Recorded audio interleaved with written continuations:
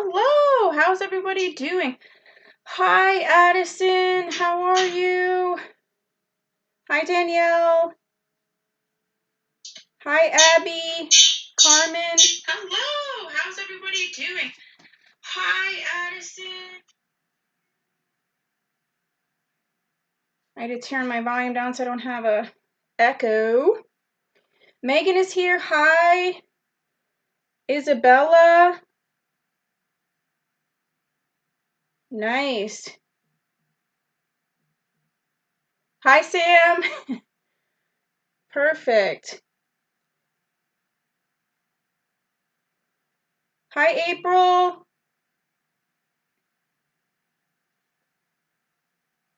Emily, can you hear me now?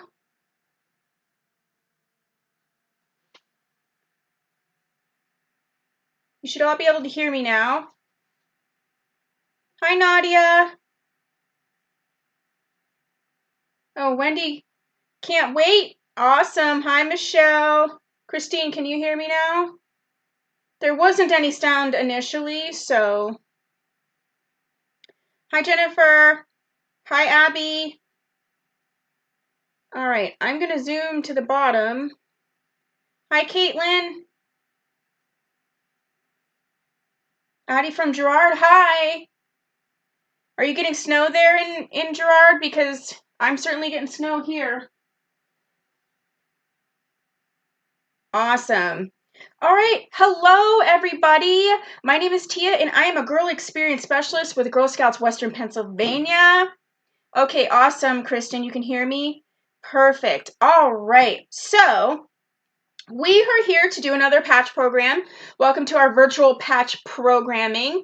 If you want to find out more about our patch programs, the different patches that we have, you can go right here. Got to do the opposite side. Right there is the link to our patch program on our GSWPA website. Today we're doing sewing fun. We're doing most of what's in here. I actually found some fun facts to share with you as well. We're going to go over everything that you're going to need, and we're going to talk a little bit about it. So, wow, hi, New Hampshire. So cool. Oh, it is snowing now? Yes, it is snowing. That's awesome. Okay, so let's get started with this fun patch. If you want Abigail said there's lots of snow. If you want the directions for the patch, it's right here. It's called Sewing Fun. Like I said, it's going to be on the virtual patch programming page. There's tons of fun patches on there. We're going to do most of what's in here. We aren't going to be doing any of the embroidery type stuff. I'm going to teach you a bunch of different stitches. We're going to talk about tools. We're going to maybe do some buttons. And then I have a bunch of stuff over here that needs to be fixed. So we're going to do that together. Hi, Ellie. Hi, Addie. So if you have anything that you might want to stitch up, keep that in mind, and you might want to grab that. So let's just get started. Who knows how to sew? Hi, Eastern Pennsylvania. Hi, Edensburg. Hi, Clearfield. Who has already sewn or knows someone who sews or has had experience with sewing? Hi, Taylor. Hi, Lillian. You do, Jennifer? Awesome. Avery has some experience with sewing. Sheila. So I actually do know how to sew. I do have a sewing machine, which I'm pretty sure is in the shed. My mom was the youngest of 13, and they all sort of had a skill. Cooking was not her skill, but sewing was. So I do know how to sew, but oftentimes I pretend that I don't know how to sew so that my mom will sew stuff for me, because that's what we do with moms and kids. But I actually do know how to sew, so I'm going to pull up my sleeves here, and we are going to get to it. So why do you think that sewing would be a good skill to have?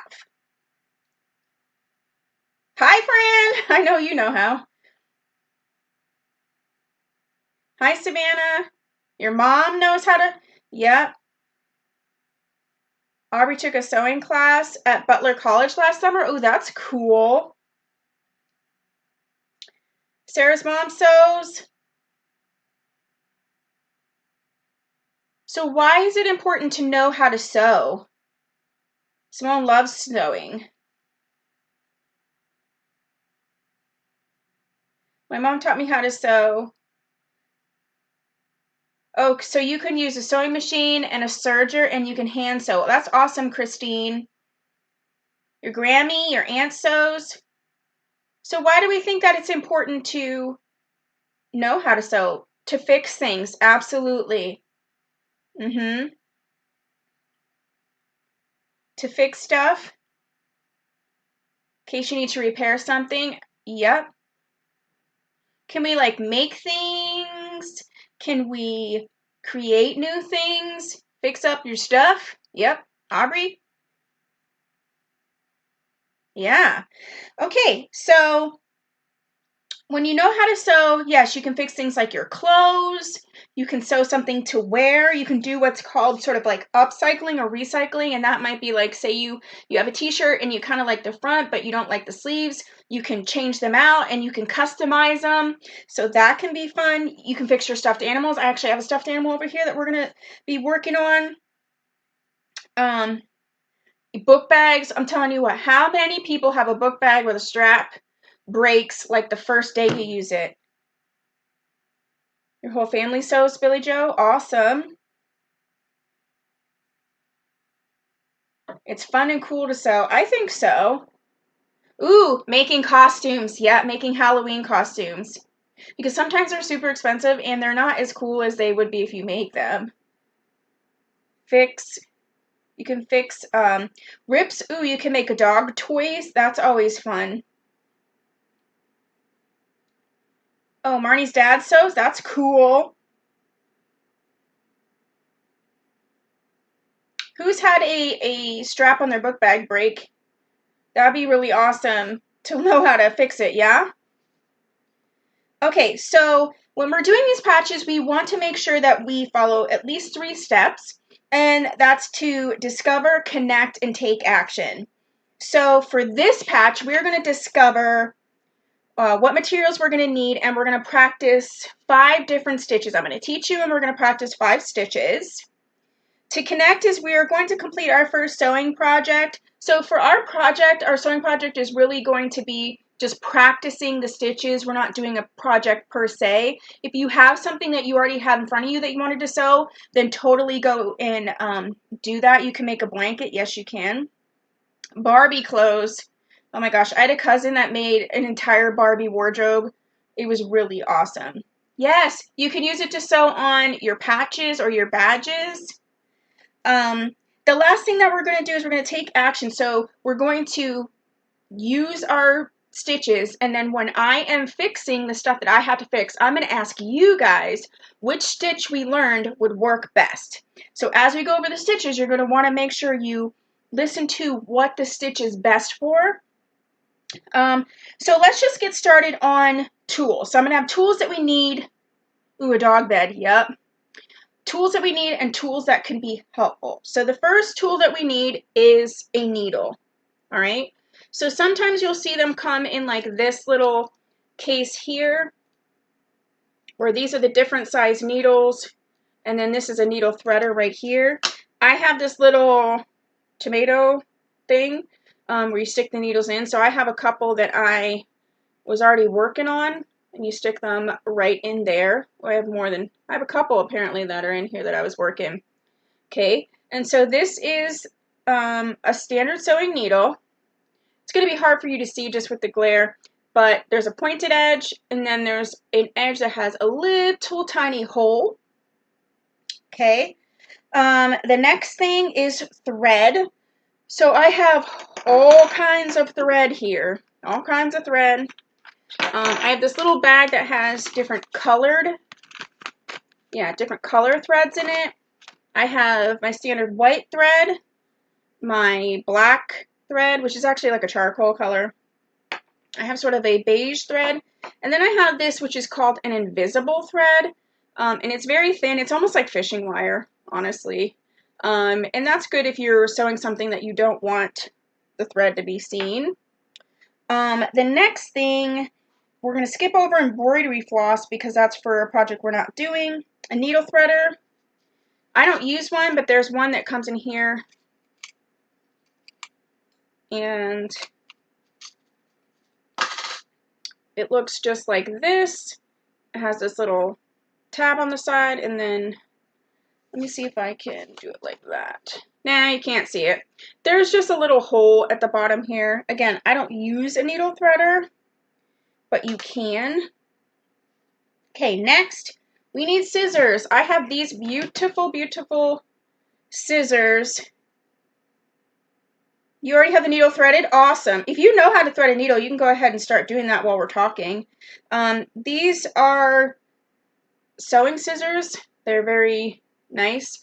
Sewing scissors are very, very sharp, so you have to be careful when you're using sewing scissors. Why would we want sewing scissors to be sharp? Why would we want the sewing scissors to be sharp?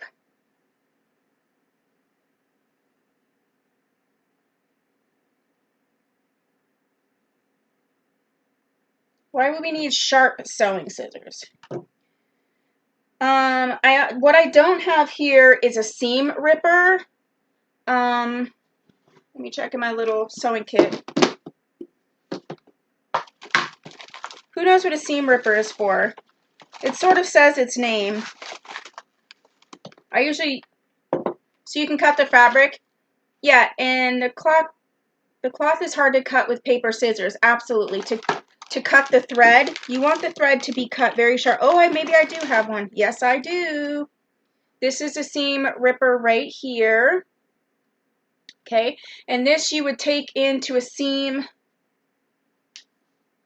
Let's say there was a seam in this, and you would pull the thread out so that you could fix it. So we'll set that right here. Yeah, so that they cut well. Because you want it to be sharp, because if it's really, you know, if the edge isn't very sharp or if the thread isn't sharp, then it's going to be difficult. Pins. So I have a whole bunch of these straight pins. You can get straight pins that have these little balls at the end, but you can also get straight pins, I think, yeah, there's some in here, that don't have an end at all, versus one that has the ball.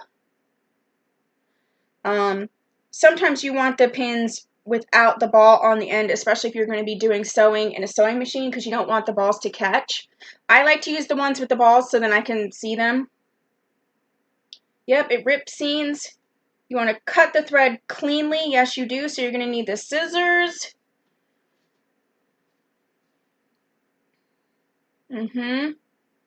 Oh, yeah, Amy, that's a great point. If you mess up, you can use the seam ripper to take the seam out, to take the thread out, so you can start over again. Okay, so some optional things you might want. You might want to have a measuring tape. Okay, this is just a flexible measuring tape. If you don't have a measuring tape, you can use, if you have someone around your life that, this is really made for quilting, but it's a pad, and see, it has the measurements up and down the sides, so you can definitely use this. This is another, it's called an acrylic ruler. It actually still has the plastic on it, but you can use this as well if you don't have a measuring tape. All right, let's get that out the way. This says you can use painter's tape or colored tape. That's to help sew straight lines. I'm not going to use that today, but feel free to use that if you would like. Yeah. And some things that aren't on the list that I thought might be helpful, one of them is chalk. What would we use chalk for? Why do you think chalk would be helpful in sewing? Oh, you have the donut holder for the needles? I have the tomato one. I think I have a strawberry one too. Oh, you prefer the ones with the balls on the end? Yeah, I do. I have a strawberry one as well. I'm kind of partial to the tomato.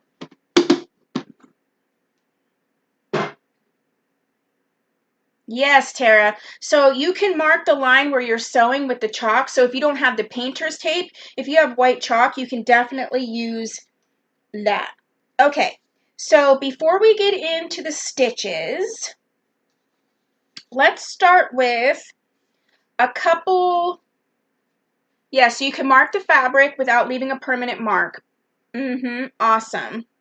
So I found some fun sewing facts. So let's talk about that for a minute. So in 1755, a German inventor named Charles Weisenthal, he was awarded the first sewing machine needle patent.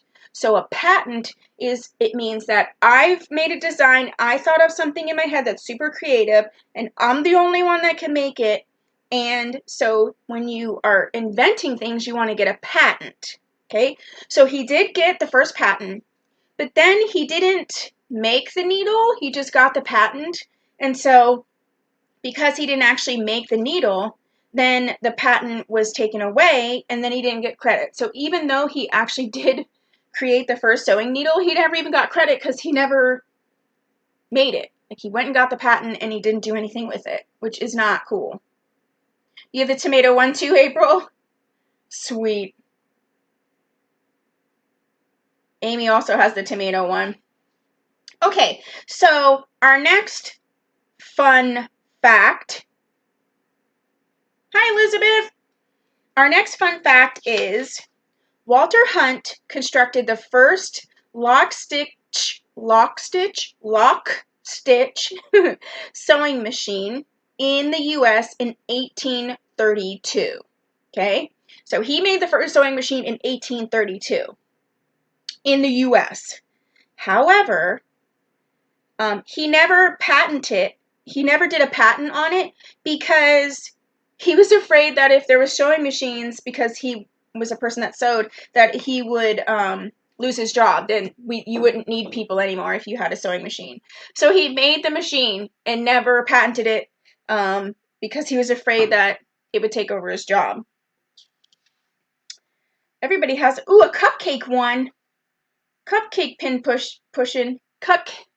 Oh my goodness. Cupcake pin cushion. These are like tongue twisters, people. Okay, so the last sewing fun fact I found was that humans have been sewing for thousands and thousands of years before the invention of the sewing machine, and that sewing is potentially one of the oldest crafts known to man. So that's cool. Will we be using a sewing machine? We're hand sewing. Robin, we're hand sewing.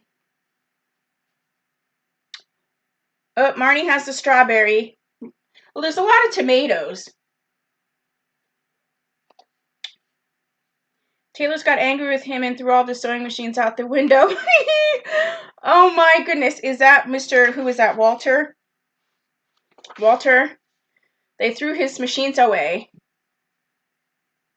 Oh, you're making a dog? Cool. Okay, so let's talk about the stitches first, and then we will practice each one. All right, I have a little chart here. All right, so the first stitch that we are going to talk about, let me use my seam ripper as a pointer. Amy, we're doing hand sewing, we're not using a sewing machine. Okay, so this is a whip stitch. So this line here is the fabric, and then these are the stitches. So the stitches just come over. So hard to do this opposite. Let me try to do it left-handed. So the stitches come like over and then to the next one, over. If you can see right there, this is the stitch. The next stitch is the basting stitch. Oh wait, before we go any further. So for the whip stitch, so it's made up of short diagonal stitches. Okay, so this is a whip stitch here. Short diagonal stitches along the edge of two fabrics. So this here would be the edge, okay? And this one is great for hemming. So remember, the whip stitch is great for hemming. Tomato. Yep, we're going to talk about a running stitch. Okay, so this is the basting stitch. The basting stitch is quick, large stitches, and it's perfect for putting two pieces of fabric together that you're doing like temporarily. And usually when you're basting, you're going to use a thread color that's different than the fabric. Okay, so it's going to be these long, large stitches. It's meant to be cut open and taken apart. Why would you want to stitch something together that you're just going to take apart later? Robin can do a whip stitch.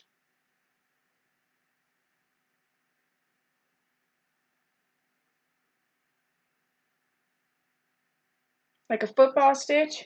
Why would you want to stitch two things together that you're just going to take apart?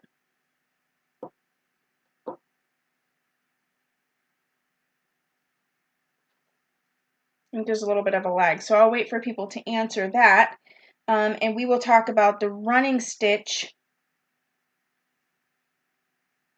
Oh, Sarah says so you can hold it together without pins. Heather says because it's fun. Hi, Aubrey. To practice, Sarah, that's a good one to practice.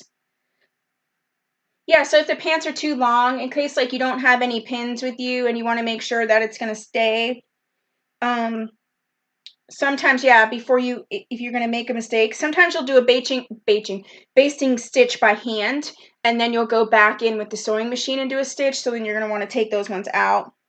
Okay, so the next stitch then, so the basting stitch is this straight line of stitches, but they're big and they're far apart. The running stitch is a straight stitches. It's the most common, and it can be made by a machine, but it can be sewn a little bit quicker by hand and get into like those narrow places. I have something that I need to fix that I want to use a running stitch with, and it's small, so I don't think I could use the sewing machine with it anyway. So we will practice doing that. Yes, Heather, if you don't like it, then you can redo it. Marlene, to practice. Okay, then we have what's called a back stitch. And this one is where you're going to stitch, and then you're going to go back through and stitch again.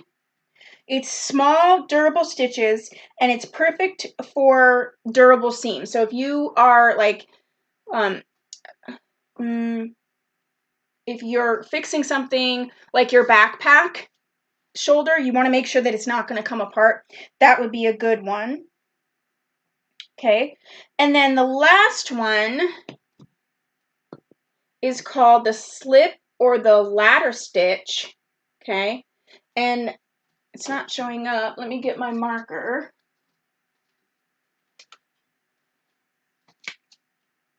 Oh yeah, that's better. Okay, so for the ladder stitch, it looks like a ladder going up, and it's used for hidden seams in between two edges, and it's really good for like stuffed animals, like if you have a tear in your stuffed animal, to use this to stitch it up. Okay. Yes, Robin, looks like a Y. You can sew up a stuffed animal if you have one that needs to be fixed. Absolutely. Marnie's sewing up her teddy bear. Yep, you can use it for pants. Perfect. So we're going to put I'm going to put this right to the side because I'm going to be asking you about it in a minute. Okay, so let's pull up our sleeves, and we're not going to, Nadia, we're not going to do a zigzag stitch today. But you can do that on your own. Are we sewing a lot of things? Tony, we're just going to practice so you can actually keep sewing the same thing.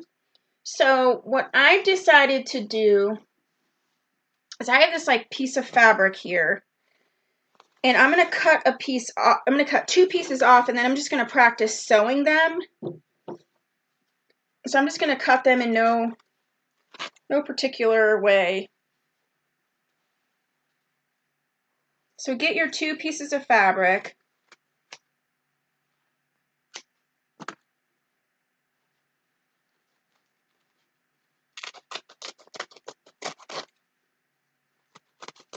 All right, so I got my two pieces of fabric. And the first thing we want to do is a whip stitch. So I'm just going to take the finished edge of this and the finished edge of this. But this is important. Sometimes when things rip, yep, we're going to do a ladder stitch. Sometimes when things rip, they'll get like frayed like this. It's really important to trim this off. So if you have a frayed edge, go ahead and trim it off so that you have, we're doing the whip stitch first, Robin. So you have a straight edge on there. So I'm going to make sure I have a straight edge on all of these. So if you need to straighten out any edges, go ahead and do that. We're just practicing. This isn't going to be used for anything. You're sewing a pillow, Lacey. That's cool. I'm just straightening these edges out really quick. Okay. So I have straight edges now. These sewing scissors are so nice because they cut through very sharp. So we have our two pieces of fabric. So what do we need to do first in order to sew?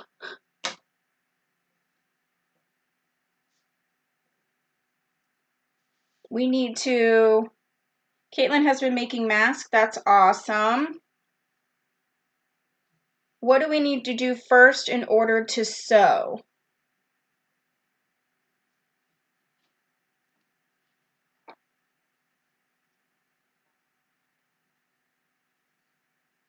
We need to thread the needle. Awesome. So I'm going to get my thread and I'm just going to get a little bunch of thread here and just cut it with my scissors. The first thing you want to do before you thread the needle is you want to make a knot on the end. Many different people do this many different ways. I think there's a tool that makes it too, but this is how I do it. Now, if you are with someone currently that sews, they may tell you to do it differently, but this is how I do it. I pinch the thread in between my first finger and my thumb, and I leave just a little tiny bit out on the bottom. I then wrap the thread around my thumb and finger twice. I may need to get my glasses on. And then I just rub my fingers together until it creates, until it gets caught on my nail, which is not what I meant to do. So we're going to go like this. I'm sorry. The first and second finger is easier because then you can do it like this, where you just rub it together and pull your fingers out and then pull this tight. And now I have a knot. Okay. I'm going to actually grab my glasses. I think I need to have my glasses. So hold on one second.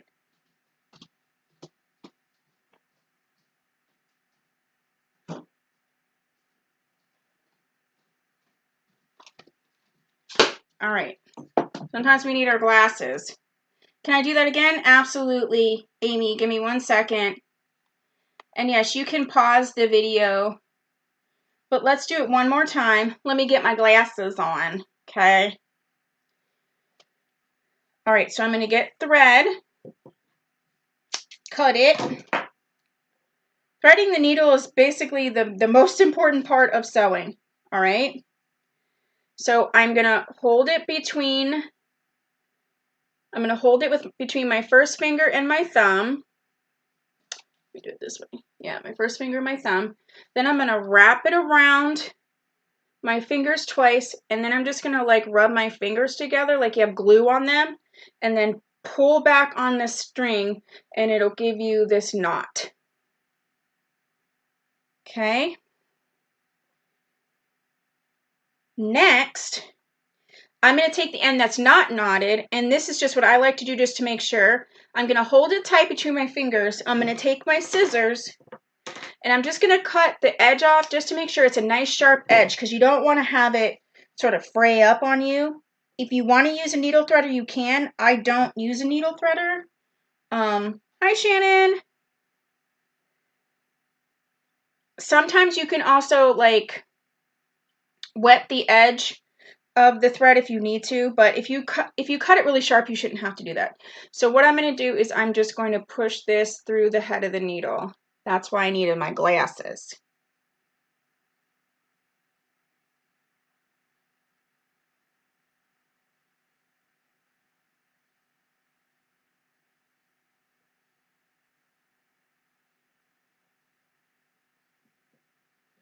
Give me 1 second.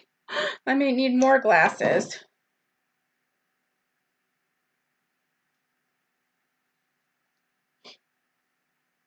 All right, there we go. Hi, Dana.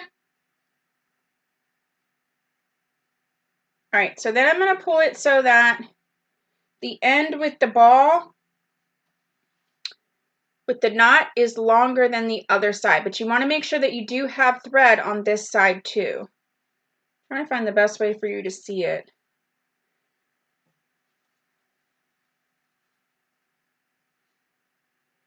See, there's a short side and then a really long side. Okay, so the longer side is going to be the one that you have your knot. Okay, so we're going to start with the whip stitch. So that was the one that's made where you're just going over, over, over. So we're going to line these two up. So I'm going to line my 2 pieces of fabric up, see? Okay. And in this case, you could use pins. I'm not going to. But what I'm going to do,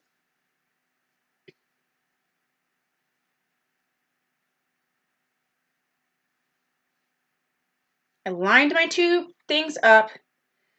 I'm going to take my needle with my thread and my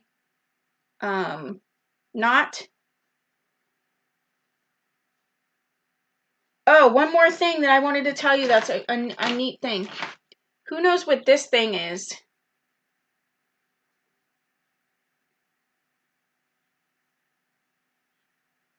This goes on your finger so that you don't poke your finger with a needle. So if you have one of those, you can use those. So you would put it on the finger that's holding the fabric so that if you do poke yourself, plus it gives you like a little bit of a grip as well. Oh, Tony loves this. Awesome. All right, so let's try the whip stitch. So the first thing we're going to do is we're going to poke it through, okay? Yep, it's a thimble. A lot of times you'll see a metal thimble. This one is like actually like a silicone, it's like a rubbery one, but it still does the same thing. So I poked it through and I'm going to pull it until it hits the knot. So you see the knot? Okay, then we're going to do this whip stitch here. So this whip stitch, do you see how it just goes over and then it slides over and then it goes over again, and you're just going to keep on doing it until, let's try about 10 of these. So I've pulled it up, I pulled it tight. Now I'm going to go over the fabric and make another stitch.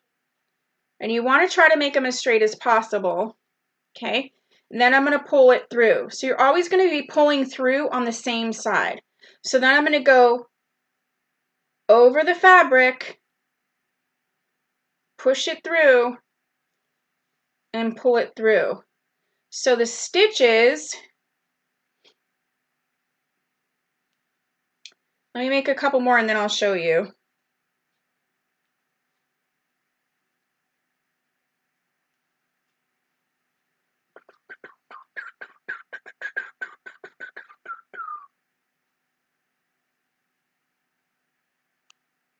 Okay, now I have enough to show you what it's going to look like. Okay, hopefully you'll be able to see that. The stitches are over, over, over, over. So the stitches are on the outside of these 2 fabrics. Oh, I lost my needle. Come back. All right, let's do, oh, good, Ashley. I'm glad you like it. Let's do 10 stitches total for this, and then we'll move on to the next. So I already did 5. So I have 6. I'm trying to do it so you can see. Let me put this camera down real quick. Okay.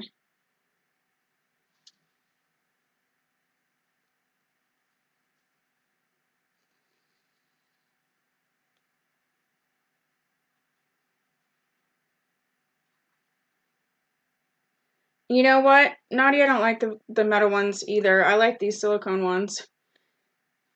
Nadia's saying she doesn't like the metal thimbles. I like the silicone thimbles better. Okay, so I'm going to cut my thread really quick. And then I'm going to show you when I open this up. See, it's sewn together. There's still some open because we're going to do a different stitch. We're going to do a button. We're going to do a button. Okay, so the next stitch we want to try is the basting stitch. And that's the one that was big stitches, but it was a straight line and it was just like really, really quick. Just so you can tack it together. So for the basting stitch, I'm actually going to turn this another direction. Okay, I can use the same thread, but since I cut it, I need to make another loop. So what I usually do for that is I'm going to stick the needle part, because it's already threaded, into my tomato or strawberry or donut or candy cupcake that you have. And then I'm going to try and turn this so that, yeah, so there's not such a glare.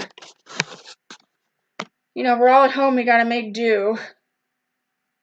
All right, so I'm going to set this up here, and then I'm going to take my thimble off, and then I'm going to do the same thing where I hold it between my first finger and my thumb. I wrap it around my first and second finger twice, and then I just rub the thread together until I can pull my fingers out, and then pull it tight, and there's the knot. So then I have another needle, threaded needle with a knot that I can use.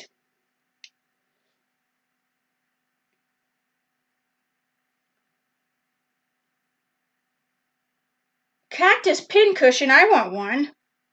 All right, so for the basting one, remember we just want this, so this is just like we're trying to do this real quick. It's not trying to be fancy. You want them to be straight stitches, but you want them to be large. Okay, so I'm going to start at the edge. See my two ends here that are not met. I'm going to start at the edge. I'm going to push my needle through.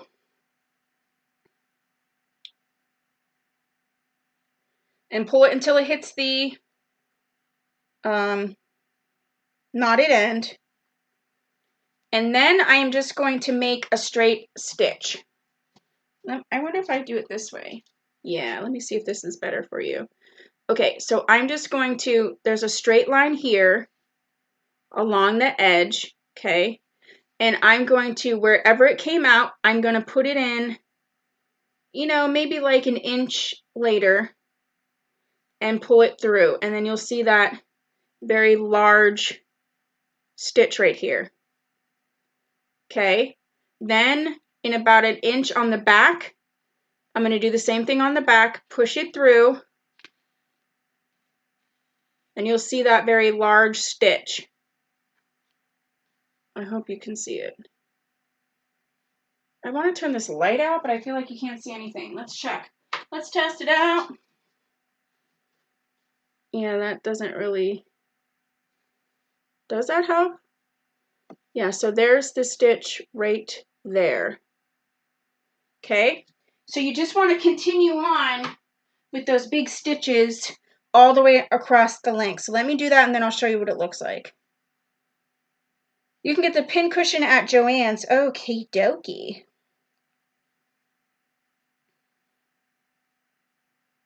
Yes, it is. It's like a running stitch, but it's bigger. We're going to do the running stitch next. I've been ordering stuff from Joann's so much since we have to stay home. I wanted to do all kinds of projects. Who else is ordering from Joann's and doing projects, or just doing projects with the stuff that they already have at home? Who's doing a lot of projects? You could see better with the lights off? Okay, I'll do that when I show the final, what this looks like.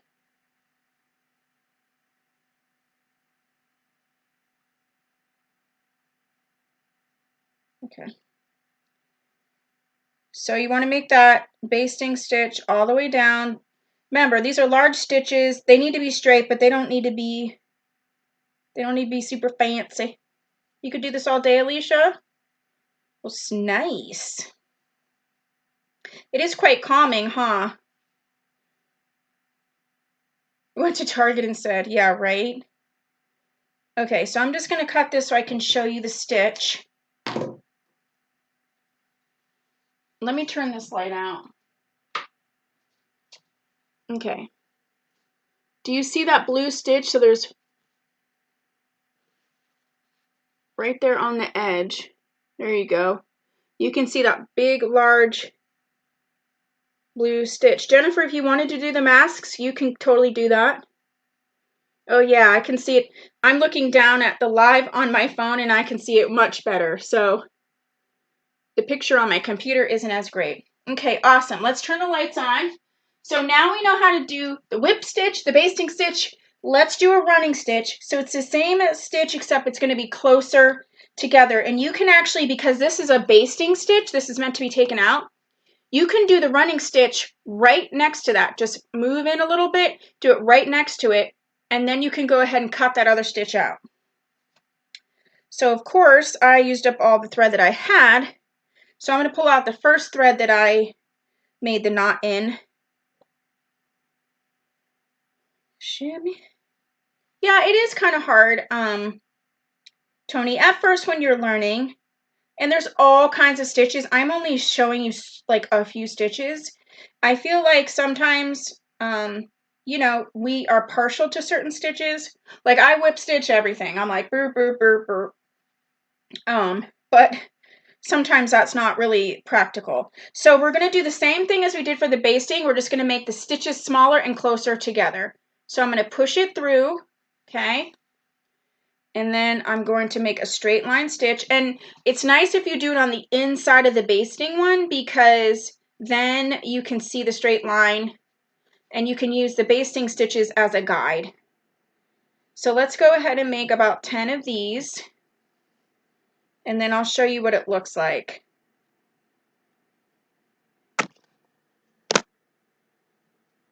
Can you see me if I do it this way?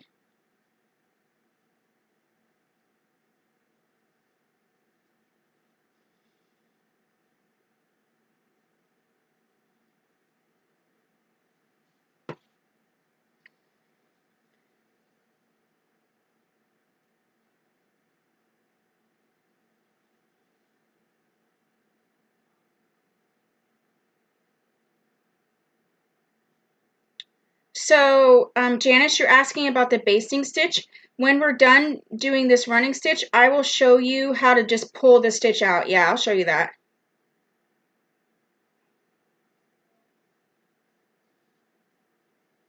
Christy's mom uses a whip stitch too. I mean, the name is whip stitch, which means like fast, easy, just do it quick, lickety split.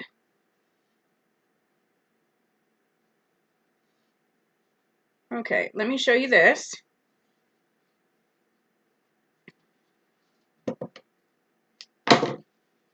So you can see, hopefully right there, you have I have my long basting stitch, and then I have my short little running stitches.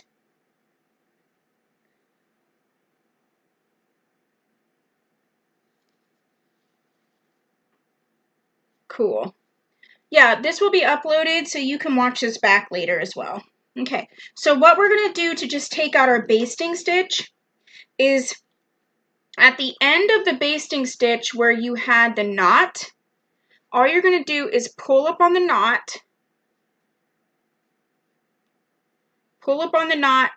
cut the knot out, and then you can just pull it. See, I just pulled it right out then.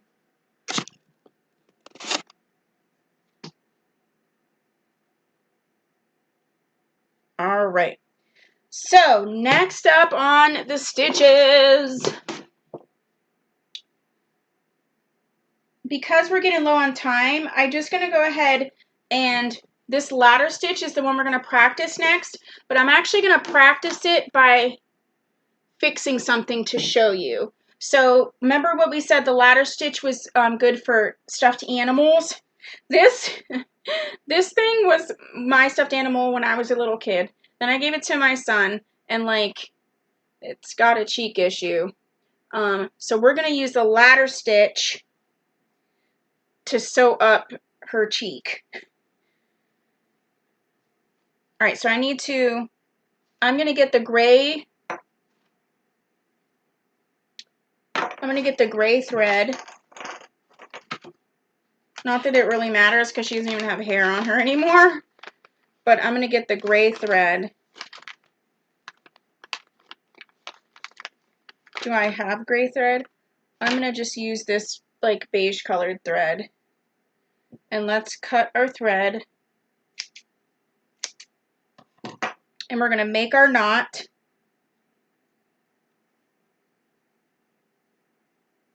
Okay, so I got my knot. I'm going to cut the end of the thread so that I can thread my needle. Thread my needle. That's not even a real song, but I just made it a song. So I'm going to thread my needle.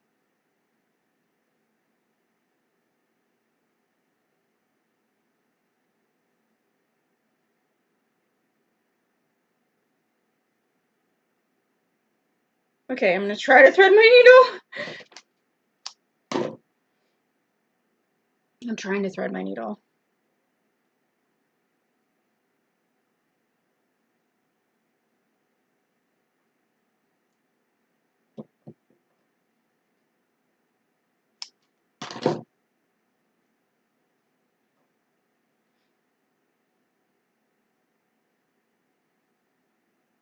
Alrighty-roo. Okay, I threaded my needle. So the ladder stitch, remember? So the ladder stitch is when like two things are open, so the side of her cheek is open, and we're just going to stitch just like a ladder, and we're going to stitch that edge up. So let's get her cheek. She's so sad. So I'm going to pinch the two edges together. And I'm going to start closest to her ear, so then the knot and stuff, you won't see it. So I'm going to pinch this. Where's my thimble? Okay, I'm going to pinch this together. Okay, so I'm pinching the side together. Okay, and then I'm going to go in right behind her ear. And I'm going to make the first stitch just like a ladder. Okay, pull it through. Okay, pull it tight because I want to make sure this is tight so it doesn't open. And then I'm going to go around, and then I'm just going to create that ladder pattern. Pull it through, tight, tight, and I'm just going to keep doing that. And then we'll see what happens and see if her cheek gets fixed.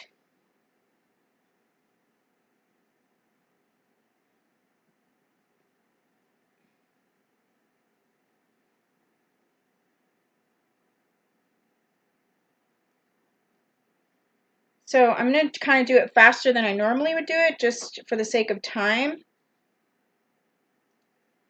But the nice thing about a ladder stitch is that if I do this fast and I realize it's like not closed up enough, I can go back over it without you really seeing that much. So let me just stitch this up. Nan sewed.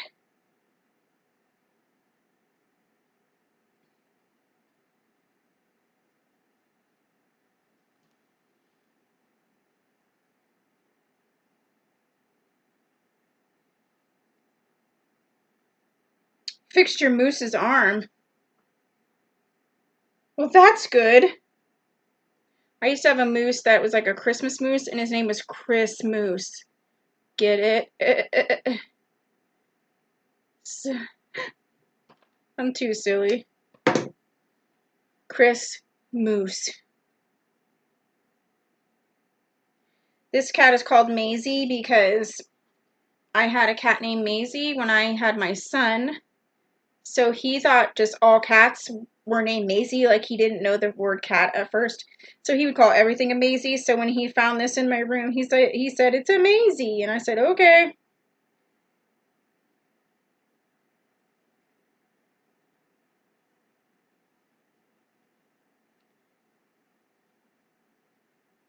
Okay, so I'm almost done.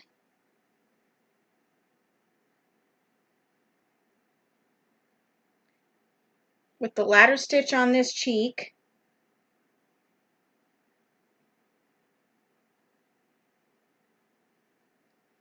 All right, so you can see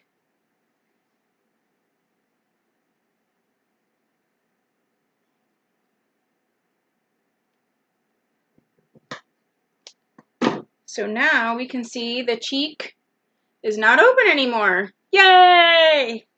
So Maisie is fixed. Yeah, I had a thing for Maisie Mouse whenever I got the cat. I don't know what that was about. So I named her Maisie, but with a Z instead of like Maisie Mouse.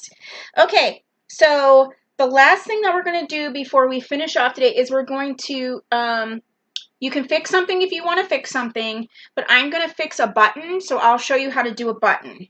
All right, so here's my sweater, and as you can see, my button is having a bit of an issue. Oh, two buttons, actually.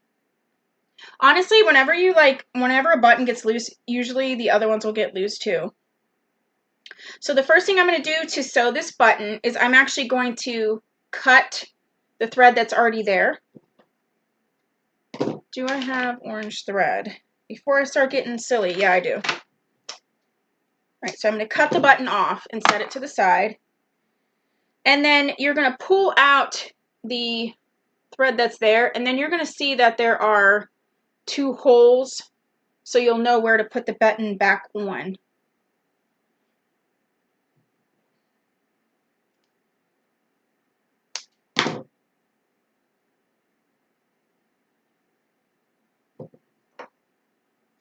All right, so then I need to thread my needle.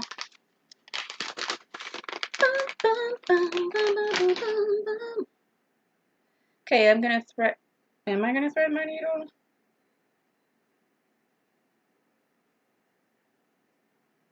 Oh my goodness, I couldn't find the end of the thread.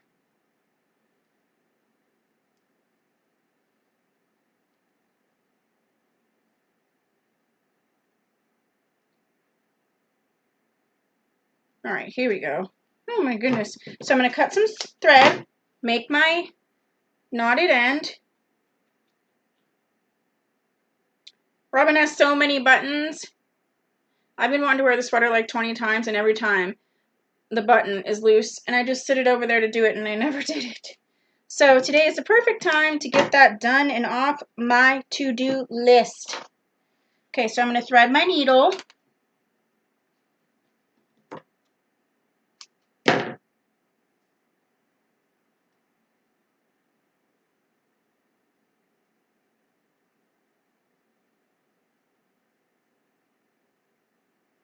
Okay. And then what I'm going to do is I'm going to find where the button was before. And I'm going to go up through the back first, push it through the hole that was already there, pull it tight to the knot. All right. Then I'm going to put my button in place. This is just a 2-hole button, so these are pretty easy to do. So you're just going to put your needle through one of the holes, and you're going to put it down onto the sweater and line it up.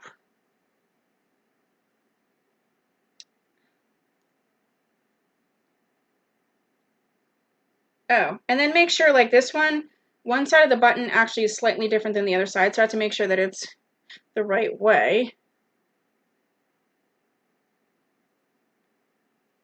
You're sewing yellow button. This one's sort of an orange color. Okay. Oh no!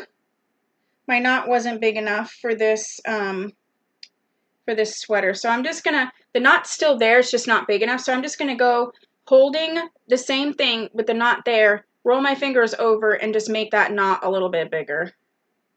Okay, now we're gonna start all over again.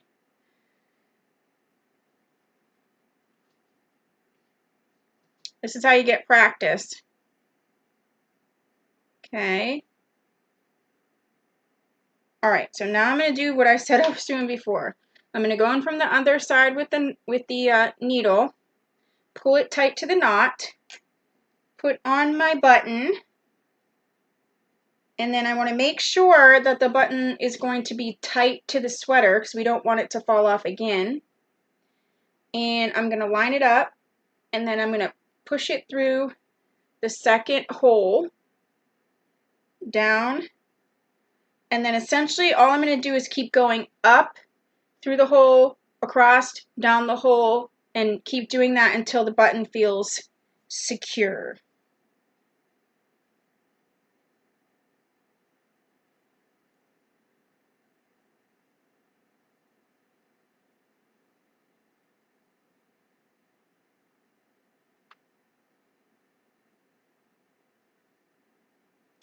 If you need to replay this or stop it, this will be uploaded too, so you can watch it back later.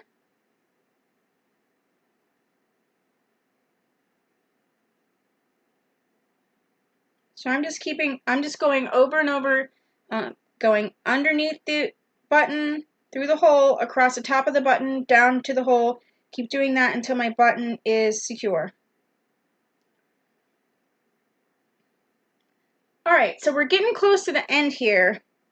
Name one of the stitches that we learned today and what it's used for. What's one stitch that we learned today and what is it used for? Hi, Mercedes!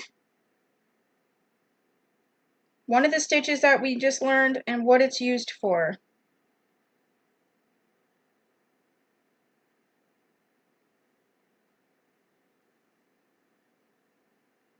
Fixing a stuffed dog, that's cool. What's a stitch that we learned and what is it used for?